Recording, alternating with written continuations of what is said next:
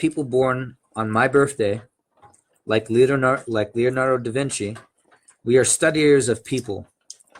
It's what I've done my whole life.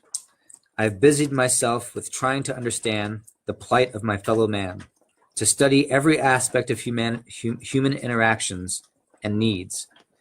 So to me, growing up, I always felt like everybody was throwing all these weird emotions at me, and like hated me. As an adult, I realized I was so infatuated with how people were feeling, that they were broadcasting all these feelings, and I was just interpreting it as having to do with me, and in fact, it had nothing to do with me.